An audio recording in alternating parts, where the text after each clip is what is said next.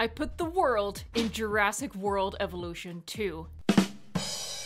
And the entrance of this park is on Antarctica. In this video, I'm going to show you the build for this entrance area and talk more about the unique attraction that allows guests to explore the worldwide wildlife park, and hopefully this will give you ideas for your own builds. If you want to actually watch me build the world, you can check that out in a video on the channel. I've linked it at the end.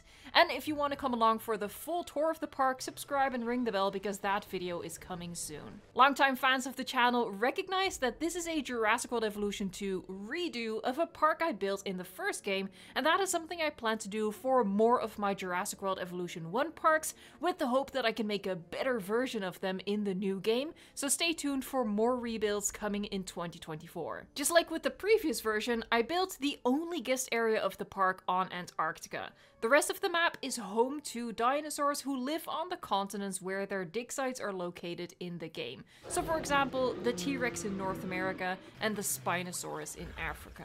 Antarctica being home to only one species of dinosaur in the game, the Cryolophosaurus, was the perfect space to waste for our park entry and guest amenities. Now the park is not actually meant to be the real world in its entirety.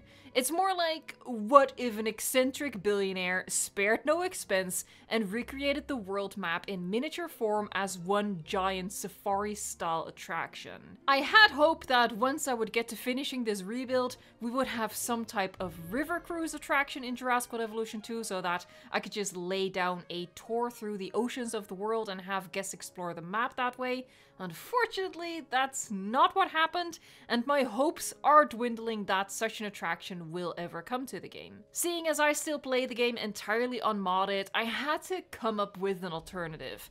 I didn't want to run a regular tour through the map because the added strip of land needed to connect the continents would, in my opinion, ruin the map. And I also didn't want to build remote guest areas on the map for guests to be able to access via Hyperloop and then hop into regular viewing galleries and towers, because even though the world map is as big as it can be on the square map, the continents are still quite small, and already a lot of compromises had to be made in terms of landmarks and biomes for it to still look nice from the ground perspective. To add guest areas on top of that would have made the available real estate for nature even smaller and would have made it a lot less good looking once we are actually going to be touring the park. So I've decided to make a custom fake attraction in the Worldwide Wildlife Park, which is a private Jeep tour.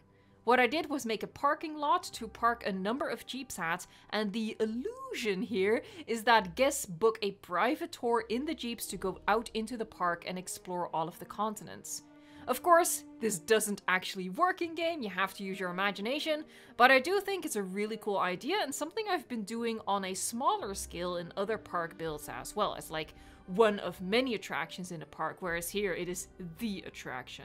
If you don't know how to keep your Jeeps from returning to the station, I've made a short about that. It's really simple, so you can check that out. If I remember, I'll link it right here at the top, and I'll also link it at the end of the video. Anyway, the guest area in and of itself is a very simple build, and it's also pretty small, having only the entrance section, an amenities area, a couple of hotels, and the fake Jeep tour attraction, which includes a road running all along the bottom of the map to the tip of South America to help guide the Jeeps back to the parking lot. The tour starts by leaving Antarctica and driving to Australia, then they go through Asia, Africa, Europe, cut across to North America and down to South America, where they hop back onto Antarctica and drive the distance back to the guest area. Again, we are going to do this full tour in a separate video, so subscribe to the channel and ring the bell if you don't want to miss that. Now, to actually get guests into the park, I did add a few real viewing attractions overlooking the Cryolophosaurus habitat, as well as a remote viewing dome in Australia, as that was the only landmass that I could reach from the guest section with the limited distance between the dome and the entrance building. Just so guests would actually spawn in and use the path sections that I wanted them to use for the purpose of the illusion. The layout of the guest section was kind of difficult to figure out. I went in without a plan, as I usually do, and for the purpose of this speed build, I cut out a lot of me just playing around with the path tool, trying to figure out a nice flow to the path, a nice layout, but I do think it worked out quite well in the end, and of course you can use this entrance design for your own park builds.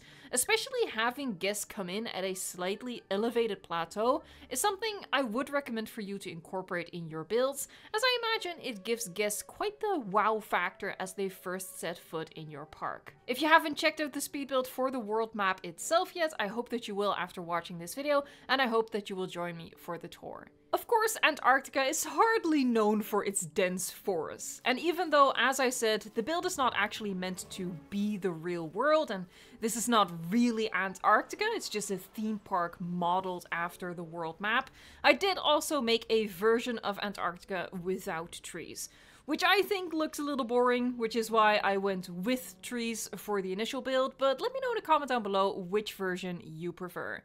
Thank you so much for watching, liking, subscribing, and until next time, enjoy the game.